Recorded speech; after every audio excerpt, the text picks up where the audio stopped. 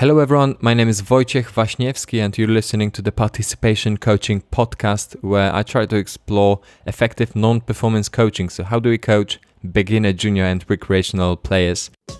My guests are Matt Reagan and Ryan Dailey, the co-founders of Operation 36. If you haven't heard of Operation 36, this episode is going to be a treat for you, as these guys really know what they're doing and the numbers speak for themselves. There are over 200 facilities that join the OP36 network, over 8,000 kids attending the sessions. It's really quite incredible. Operation 36 is a network of golf facilities. They have a training and a player development platform which includes web and mobile apps, a curriculum, tracking software, some resources and much more. And it's all based around the Operation 36 playing format, playing 9 holes with an aim to shoot 36, with kids starting from 25 yards away from the hole, progressively moving back up to a full-length tee. And it works. These guys have experimented with many different junior coaching formats throughout the years before they got to what Operation 36 is today. And they can prove it. They're tracking everything. Kids are playing more rounds of golf, they're playing better, they're losing strokes, and the retention rate is crazy high for the program. In this interview, we discuss what Operation 36 is, why they came to focus on playing the game on the golf course, and how the junior coaching philosophy developed throughout the years, the impact and the scope of Operation 36 at the moment. We talk about building environments that facilitate the process of creating lifelong golfers, not just people that come to weekly sessions. We talk about the most important metrics to keep for the business, for the student and for the parents, about various issues around getting kids on the course and golf formats they might play. We talk about what is fun and what looks fun and how it's changed for the guys through the years. We discuss gamification, accountability and professionalism. Matt and Ryan talk about the example junior academy structure at one of the facilities that they coach at. We talk about getting buy-in from the juniors, as well as the Operation 36 as a product for coaches, what's the value, what the network includes and how to get involved. I'm really excited to share this episode. If you indeed haven't heard of Operation 36, this might blow your mind, but even if you have, I hope that you can get a lot out of it, as I certainly have. Would be rude not to listen closely to what these guys have to say, as their results just speak for themselves. Without further ado, let's get into the interview with Matt Reagan and Ryan Dailey from Operation 36. What's Operation 36 right now? What is it in general? Where are you right now with the business? Well, thank you, Floyd, for having us on. Never thought we'd be talking to somebody in Poland about this, but Operation 36 is a program that Matt and I have developed over the years, starting in 2010. It has evolved quite a bit over the years into now a very playing-focused program. And then, once you open that can of playing, getting people on the golf course, there's a ton of logistical challenges involved in that. The format that you're going to use, how often you're going to get them on the golf course, how you're going to measure progress. But I think we've done a pretty good job, and we'll continue to get better at creating programs that are measurable for the coach to see if he's actually having an impact in making people better. It's measurable for the juniors or the students that you're teaching, because they can measure, are they getting better on the golf course? For the parents are involved, they can see through the technology that Matt's putting together, they can see on their end if the kids are getting better. And then the facility, those 4 stakeholders, coaches, juniors, parents, and facility, is the facility seeing a benefit of the visits that we're creating. So we're trying at a very basic level to grow the game of golf.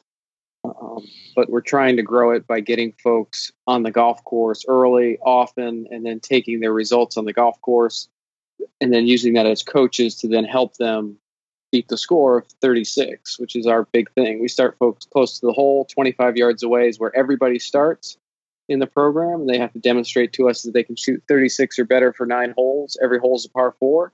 And if they do that in a match, then they can go back to Division 2 or 50 yards, the next one. If they don't beat 36, which we have a handful of folks that don't beat 36 on the first try, which is perfectly fine, they'll stay at 25 yards until they develop the skills to beat 25, and then they go to 50, 100, 150, 200, and then their full tee box based on age. And we've we never thought that we'd be sharing what we're doing with folks around the country in the U.S. and now around the world, but it seems like it resonates with folks and it helps coaches a lot. The communication with everybody involved is really difficult if you're trying to start from scratch. And Matt and I have done a pretty good job of figuring out the ecosystem of how to keep everybody involved in it. So what Operation 36 is now is coaches around the world can get trained on running Op 36, and then they can run it at their facility, and they can have 10 people in it. We have some facilities that have upwards of 100 people that are in it at a facility, creating a neat social atmosphere of everybody working towards beating the golf course instead of trying to beat themselves. That helps. Awesome. And how many coaches are involved in the program? How many courses? Or maybe, how many juniors in like when you add everything up?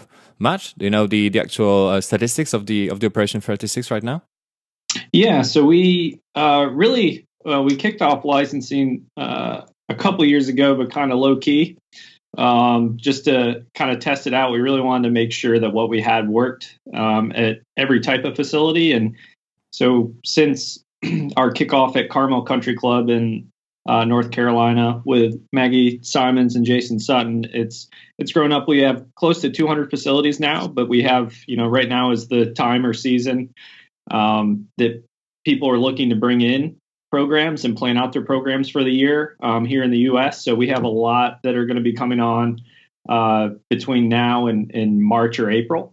A lot of facilities that we're talking to help them with their programs. So we're close to 200 active right now, and around 8,000 golfers this past year. And we logged over 8,000 rounds in the app, which is really neat to kind of see that we're being able to track and see that we're actually having an impact on growing the game. And that's what we believe. I mean, we need to find a way to, at the end of the day, when we ask, we always start off our certification with asking, why do we have player development programs? And we get an array of answers, and usually they say, well, it's to grow the game. And we all agree that we know we're here to grow the game, but in our organization, we like to break it down even more. Well, to grow the game, there's really one metric that keeps everything going in the golf industry, and that's rounds of golf. And each of our programs really focuses on just building the environment, not really a lot of the technical skills or the full swing or anything like that, but really just focused on, can we build better environments that are going to be more conducive to bringing people to the game that's more inviting, as well as making sure that we can measure that we're taking that beginner golfer and holding ourselves accountable to turning them into a lifelong golfer and being able to measure that. So we have a lot of new stats that'll be coming in. We have a call here in 6 months from now. We'll have some pretty neat stuff that we could share with you as well on what we're learning with all these new facilities and golfers coming on. Sure. And talking about measurement, what do you think? What are some of the basic metrics that you guys keep, and what do you think that every single junior golf coach should keep in regards to their junior program? I mean, a big component is it really depends on you and your facility, but as Ryan mentioned, we have those 4 stakeholders that we're trying to design for. You got to build an environment for all of them. If you're just building for you as a coach and all you want to do is make revenue, but you're not focused on your students and what your students' needs are, you're not going to be successful. But if you're looking at your student too much, but you're not focusing on yourself, you're not going to be motivated. You also need your facility to be all in on what you're doing. And you need the parents. If you're running a junior golf program, if you're looking at parents want a return on their investment of putting their kids in a golf program, and they want to see that they're becoming golfers. So a few of the metrics that we measure is we have pretty much goals that they're completing. We have strokes lost, which is, are they improving on the golf course? If they start 25 yards from the hole and they shoot a 50 and move back to they come out and play again and shoot a 40, that's 10 strokes lost in our book. So it's all calculated in the app automatically, and it's displayed. And then you as a coach in your community can prove how many strokes lost your whole community has done as a group. And it's more about creating like a team atmosphere around trying to get improve our games. And just basic stuff, play, practice, being able to know what kind of effort people are putting into their games and use that as a tool. And then we just kind of gamify the whole environment, and have studied that quite a bit to make it fun to want to log that they're playing, practicing, and really that data is coming back to the coach to know, even at the lowest level, these are complete beginners, but it's really neat to see if someone's been shooting the same score from 25 yards away from the hole, it gives that data to the coach to say, hey, this is someone we might lose because they're not really seeing improvement. And the nice thing is, starting them close to the hole, they can see improvement pretty fast. So those are the main metrics, I would say, is just, it's kind of compiling all that. But as you probably know, we and Ryan and I joke about this. We had a lot of binders where we tracked all this stuff, and it was a mess. And so there has to be an art of simplicity here to. It can't be tough to do. And so we've really gone. This is just the main components that are key to being able to make sure that we can prove our value to everyone in the whole atmosphere there. Sure. And how did you guys get there? Because now it's impressive results, growing very quickly. But I know the project went through many forms to become what it is today. I've heard you guys talk about how finally got on one point with kids in your program, having been through a hat system, a back system, and an app, and all the rest. And you went through a few different names as well. So what would be some of the, let's say, the big concepts that you guys experimented with, but then decided to drop and what ended up as Operation 36 today? Sure, Floyd. So we started in 2010. We kind of had a somewhat of a blueprint to work off of from Dr. Greg Rose and Dave Phillips out in California from TPI. They had some really good stuff on LTAD, long-term athlete development. So that's what we had to kind of go off of. And one of our challenges was, I think it'd be helpful for those to hear, is that at some point in the journey, we started to lose significant number of kids. And when you're losing, let's say we grew to, I can't remember our exact numbers, but we started out with one family, did an awesome job with them. They told other folks, and we got up to 40, 50, 60 kids, I think.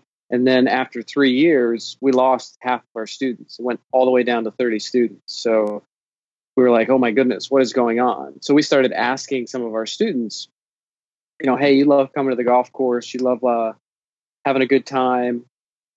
Do you play golf outside of class? And we kept getting the same answer. No, coach, we just come to class. No, coach, we just come to class. And it's hard as a coach to look in the mirror and go, you know what, I'm tasked with coaching golf and creating golfers, yet these parents that have spent $2,000, $3,000, $4,000 with you over the years, we're not creating golfers. So we had to go back to the drawing board and say, how do we get them on the golf course and actually get them to love the game of golf?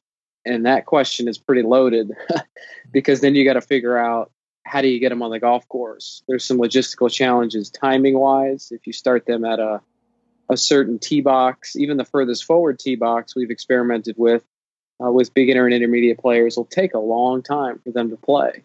And if they get a couple 10s and a couple 12s on scores, they're not going to really enjoy playing the game. So we had to go to the drawing board on the format.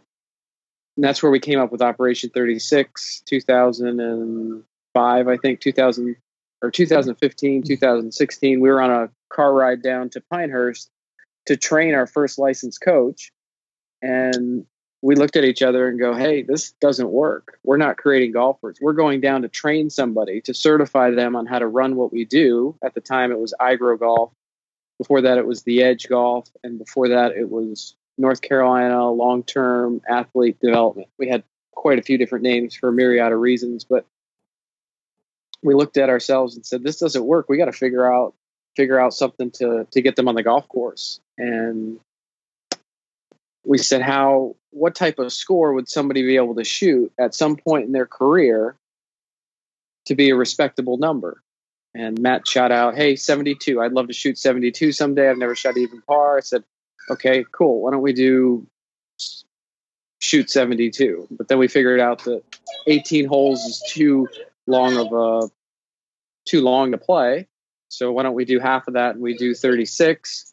We said, hey, 36. And then what yardage could we put a total beginner, a complete beginner that's never held a golf club before, where could we put them and they could still have success? And they might have a legitimate shot of shooting 36. And our story was, hey, why don't we put them on the putting green? You know what? all we've been doing is fundamental movement skills and fundamental sports skills with these students for 3 years, hopping, skipping, jumping, throwing. They're really good athletes, but we don't even think that they could beat 36 from the putting green because we haven't done enough golf. So we experimented with that, taking them onto the putting green and said, hey, you got to make a 4 better. Then we're going to go to the next putting green. And they looked at us like we were crazy. They're like, this isn't even golf. All you're doing is driving from green to green.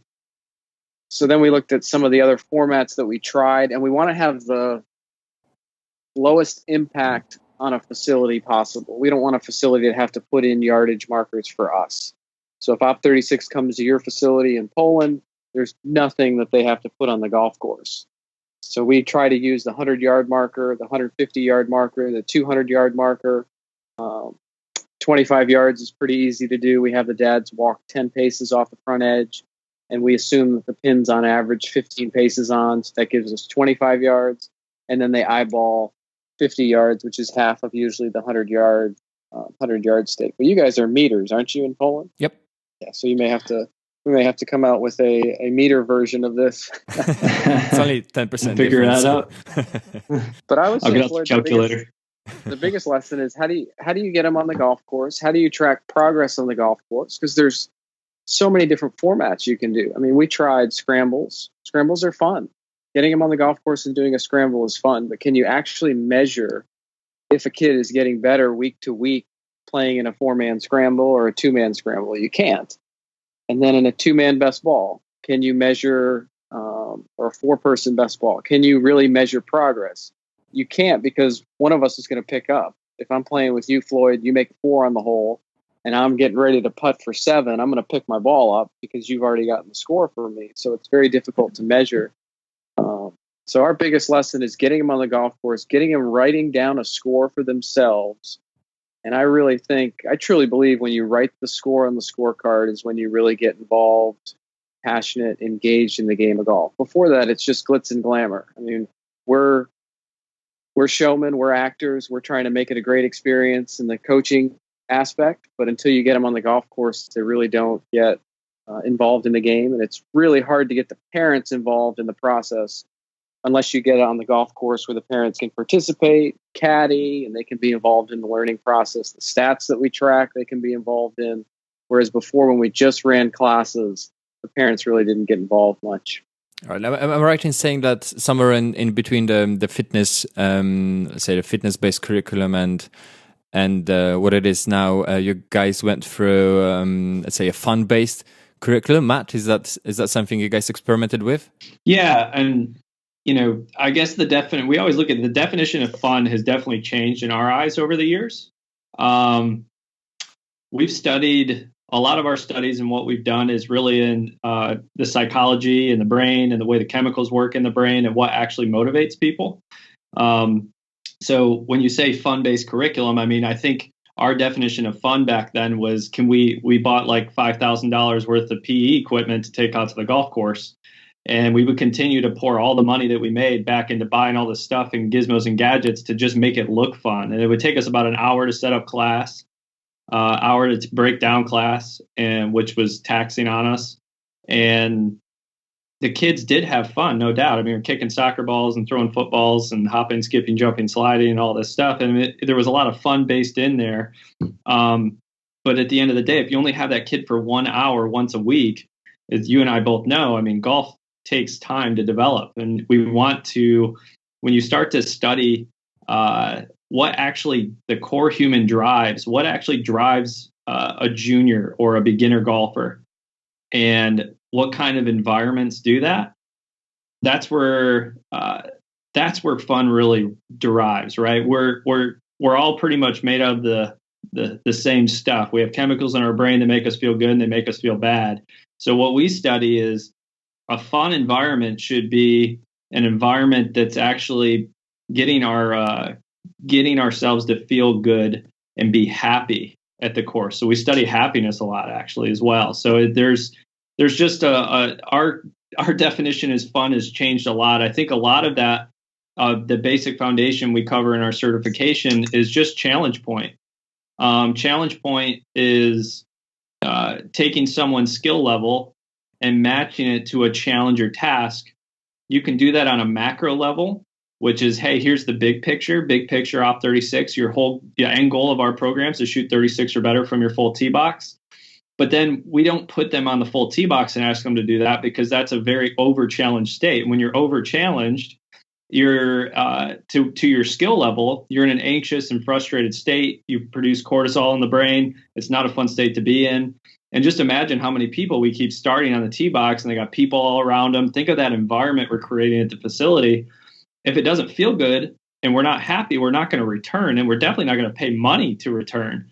So by starting someone close to the hole, I mean, these concepts really derive from, we ran over 3,000 academy classes. We actually have run all this stuff, right? But at the same time, we're studying the psychology of human behavior and why they want to get involved in golf, or not even just in golf, and just any activity. Why do people even do what they do? Why do they get out of bed every day? We're all driven through some sort of reward to keep moving forward. So we just wanted to find ways, well, can we bring some of that positive psychology to the golf course to make sure their first experience is unbelievable? And then can we continue that? And what we found is fun. If you ask us what fun is now, fun is seeing accomplishment and knowing you're improving, even if it's at the smallest level, right? But we were doing an okay job of that in our classes, but you're not benefiting the other stakeholders to actually grow the game. Because as we said, player development programs are built to drive rounds of golf. That's the only way we grow the game, because a golf facility, that basic metric, we have to get them connected to the game. It's the best game, so there's, gamification's great and all those other things are great, but that's kind of going from, that transition from a fun-based, let's put a ice cream truck on the driving range every week. It's like going to Disney World every week. It doesn't work. I mean, after a while, how fun is Disney World going to be?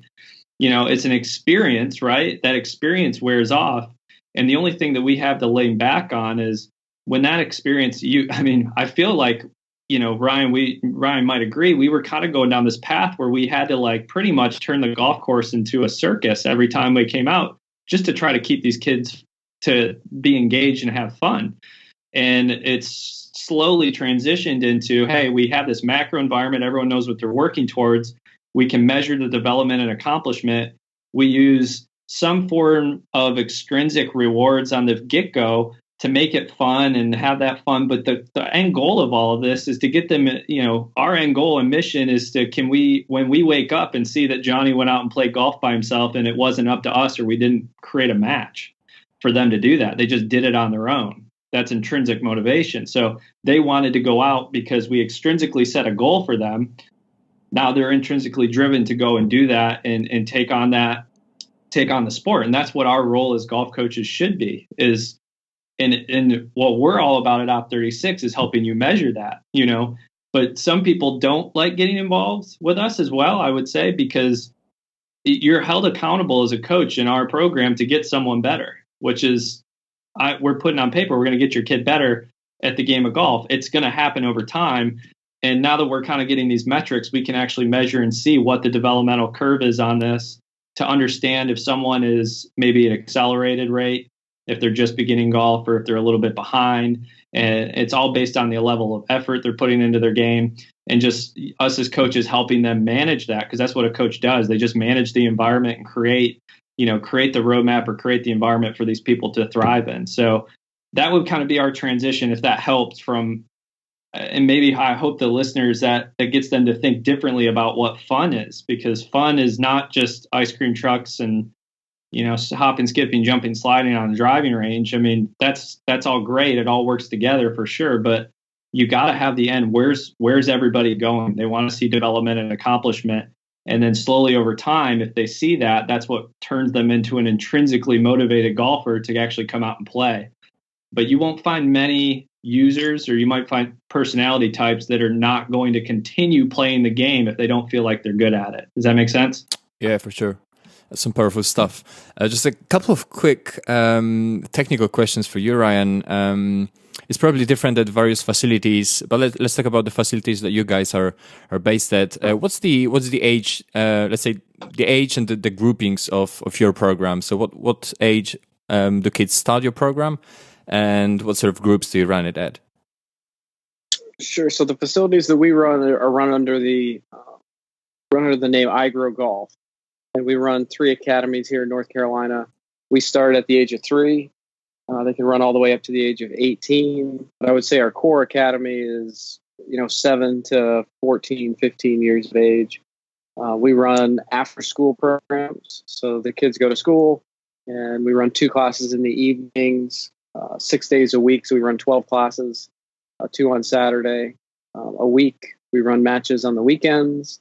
We have built, which I'm not sure we had the intention of building when we started, a full service academy that parents can jump into at the local level versus having to pick your kid up and move him to, let's say, Florida, where there's some really, really good boarding schools and academies. But I mean, it's tough to pick your family up and move them down there. So what we try to do at the local level is try to provide a full service academy. And that's what we're trying to do and help other coaches around the country and the world do, is say, hey, you know what, I'm good at teaching private lessons, or we've got a clinic program, we've got a summer camp program. I'd really like to take it to the next level. And that's what a lot of what we do, is taking coaches that want to take their teaching and coaching to the next level and say, hey, Operation 36 does not need to be taught by your number one teacher, your number one technically sound teacher. It can be taught by your first assistant or second assistant or potentially a PGM intern. Getting them on the golf course and seeing what they do is very easy as the coach to then figure out what you need to work on. So I remember us getting absolutely perplexed when a dad would come off the golf course and say, my son is struggling. He hasn't beaten 100 yards in 10 tries. What can we do to help him get better? And I said, well, let's do a private lesson.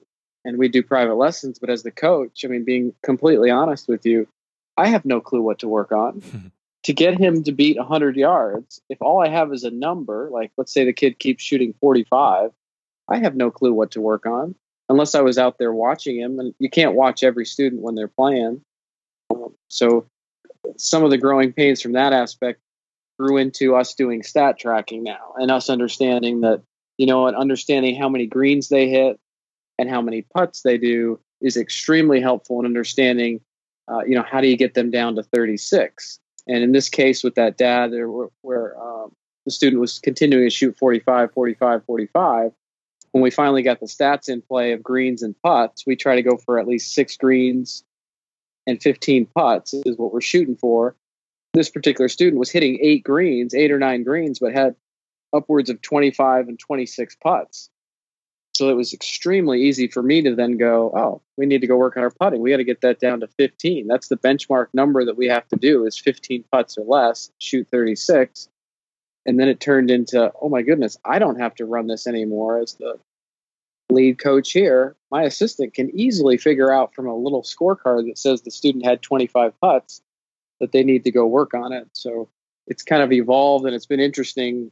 We thought when we first started that an academy that has beginner and intermediate players has to be run by the most technically sound coach at the facility. But we've learned now that no, the most technically sound coach needs to be at the bottom of the funnel, waiting for these kids to drop out. When they do shoot 36 from the back tees or from the tee box, they're ready for the elite program that's taught by that technically sound coach. A normal coach or a coach just jumping out into the industry can run Operation 36 with some of the tools that we've got for them and be wildly successful. But at the local level, to answer your original question, we start them at 3. We move them all the way up to 18. We don't run the matches for the students until 7, although we've had 6-year-olds and 5-year-olds in the matches and have an absolute blast. And then we're trying to change the culture. I think that's another good one for you to, for the listeners out there. We're trying to change the culture at the golf course. Instead of just coming to the golf course once a week and wondering why you're not getting better. I mean, let's look at other sports. How many times a week are you practicing hockey, ice hockey? I grew up playing ice hockey, and we used to go to practice 5 days a week, and then we'd skate on the frozen lake on Saturday and Sunday. We got better. I mean, practicing hockey 7 days a week. Basketball, how many days a week do they need to practice? So we're trying to change the culture at the golf course by offering programs that are 1, 2, 3, 4 days a week, and the parents can look at it and go, okay, golf's just like the other sports. We need to get them involved multiple days a week. And then you as the coach, you have a better chance to make them better the more often you see them. That's just kind of an overview of the academy. We run the academy 12 months out of the year now. Kids can plug in for 2-3 months. They can plug in for all 12 months. So it's really a neat opportunity for the families in our rural area of North Carolina, and now to the other courses around the world, to really plug into a full service academy if they want to. That's awesome. So Matt, what if coaches want to replicate your results or learn more from you? What do you guys offer for coaches, and how can coaches get involved with Operation 36? When we first started, we were really just licensing the program, and it's really evolved because we've always wanted to put together a team. We feel like there's a little bit of a gap in the industry where there's not kind of someone on your facility's team that's helping you grow your programs and listening to the problems and challenges. And now that we're close to 200 facilities, we've helped 200 facilities build these programs. We give them tools to do that with software. We have those pre-built programs. We have camps. We have an 8-week program, all the way up to a 16 or a 32-week program if you wanted to run it for multiple months out of the year. And all the lesson plans and everything are all built out, so your staff knows what you're doing down to the minute. And we have a new program builder that's launching in the web app that will literally, you can just drag and drop your lesson plans so everybody's on the same page. So we've always had this like big vision for everyone. Like, what if, like, we all know as golf professionals, we have walked into a clinic that's coming up like 15 minutes and we don't have a lesson plan, right? Have you been there? Yeah, unfortunately. Yeah, we all have, So we've kind of been on this. We've had this kick for a while. We do all this with binders and stuff, right? We've always tracked this pen and paper, but we've had this vision that golf facilities could be like completely prepped. Like December, all their programs are set up for the whole year, and every lesson plan's done and all digitally tracked. And you can go in there and drag and drop things around.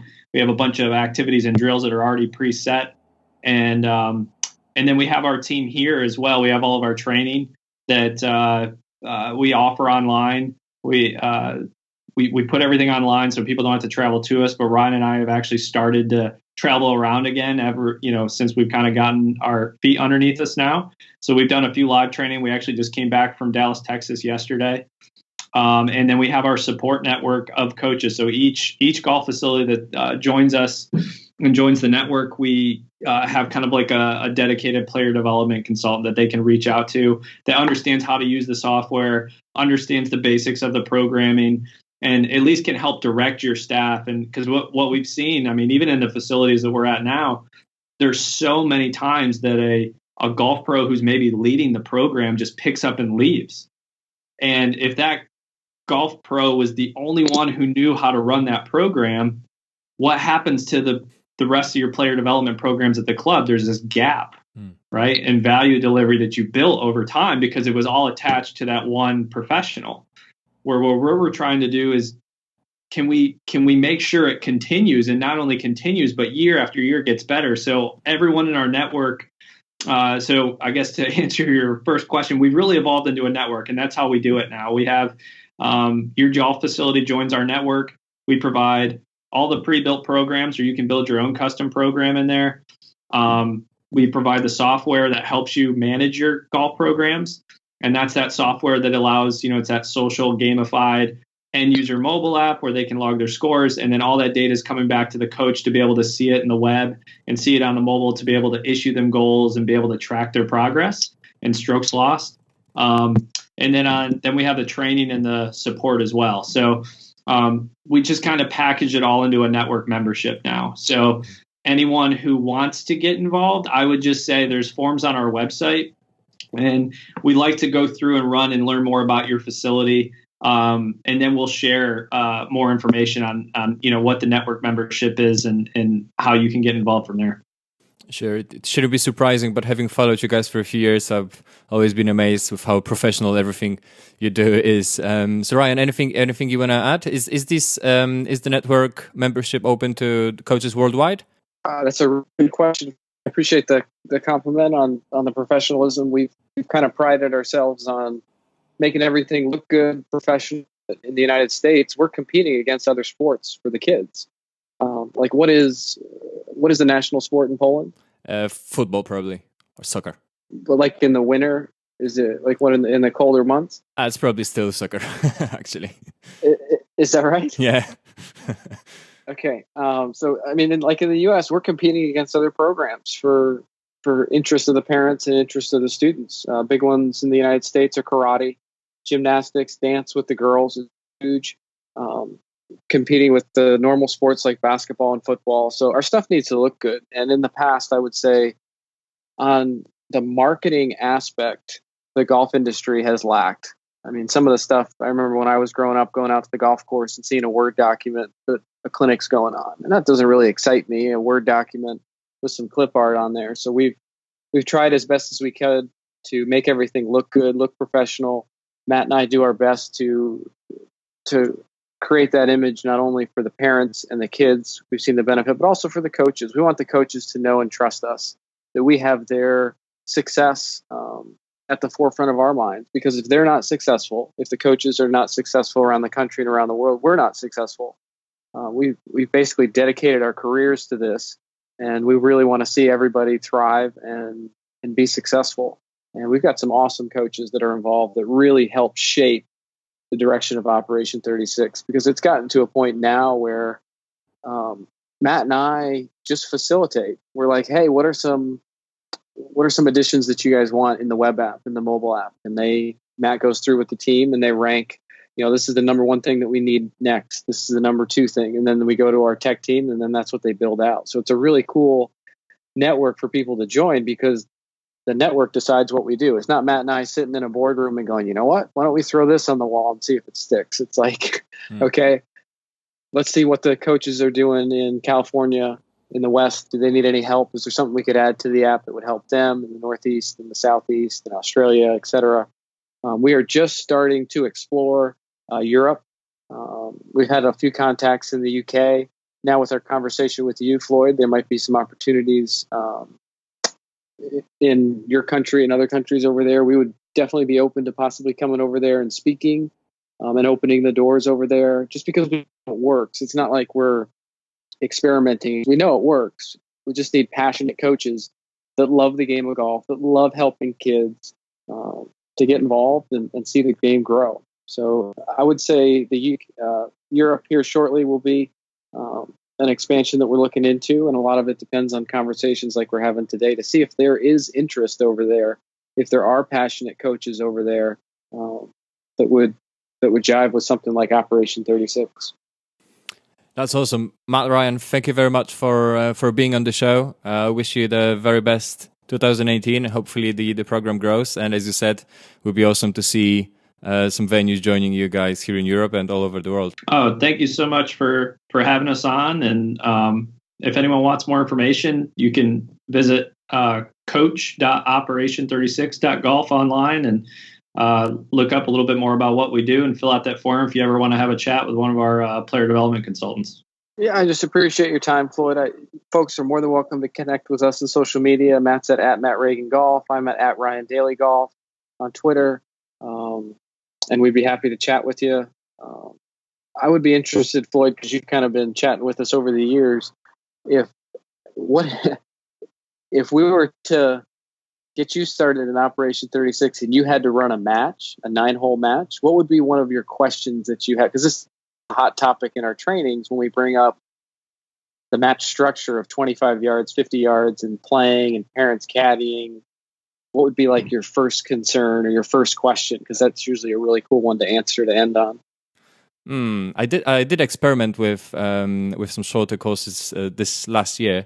It didn't really work because not too many kids signed up, but I didn't really follow up, so I take it on me. What would be the question? I think the first thing that comes to my mind would be, how do you present this idea to kids so that, especially those that, let's say, used to play like normal length course from the red tees or somewhere, how do you present it to the kids so that they don't feel like it's too easy in a way, even though they've never shot 36 before? Absolutely. Very good question. And it's all in the narrative, or how do you sell them on it, or tell them on what they're about to go, the challenge that they're about to go on. The first question I always ask is, have you shot 36 from your full tee box? And if it says yes, then I say, hey, this program is not for you. You need to go to an elite program. But if you haven't shot 36 at 25 yards away, and I need you to show me that you can 36. Oh, coach, that's a joke. I can do that. We'll show you what you can do. The course record here, we have course record boards at our golf courses, which is kind of neat. The golf pros go through and play the yardages, 25, 50, 100, and then they put down their lowest score. We also have a student course record board, so they know what the lowest score ever shot from 25 yards is. So a dialogue might be, Floyd, I need you to start from 25 yards away. Our lowest score here at Keith Hills is a 26 from 25 yards away. And we do know from Mark Brody, from some of the shot length data that he's done for us, that a PGA Tour player would shoot a 22 from 25 yards away. And I want to see how you do. And sometimes a student will go out, a fairly decent player, and shoot like a 31 or a 32. And they'll come back and go, man, coach, I didn't realize how hard this was. And you'll be like, yeah, well, let's try 50 yards. Let's see how you do from 50. Course record here at Keith Hills might be a 29. And you slowly get them to move forward the yardages to see where their challenge point is, as Matt talked about before. And they might start out where it might be a little bit too easy for them. But I mean, it's golf. You can go as low as you want. I mean, 18, can somebody that would be an interesting question. Can someday somebody somewhere shoot an 18 from 25 yards away? I think 19 is the lowest score I've ever heard of from 25 yards away. So it's all in the narrative and the story that you tell them. And they love it. They absolutely love shooting low scores. I mean, how fun is it to write down a 28? Yeah. How fun is it to write down a 34? It's a 48, a 49, or a 52. As the coach, find out pretty quickly if they're decent at putting, if they're decent at pitching and chipping. And sometimes it's not all about somebody's mechanics in the full swing. Maybe it's course management. Maybe it's learning to use the bounce. Maybe it's lag putting. And you find that out very quickly when they play the shorter yardages. But the question you ask is something we hear all the time. Hey, a better player comes in. How do you get them to play 25 yards and not laugh at you? It's the narrative too. Hey, there's 200 other golf courses around the world doing this. The lowest score ever recorded is a 19. Do you think you can beat it? Oh, I can, coach. This is a piece of cake. And then they go out and do it. See what they do. Thank you very much again, guys. Thank you, Floyd. Thanks so much, Floyd. This is Wojciech again. Thanks for listening. If you don't want to miss any future episodes in this junior series, subscribe to the podcast or sign up to the mailing list. You can find all the links on ParticipationCoaching.com/subscribe. If you have any suggestions on future guests or just any feedback on the podcast in general, feel free to shoot me an email at hi@ParticipationCoaching.com. Thanks for listening again, and I'll hear you next time. Music in this episode came from bensound.com.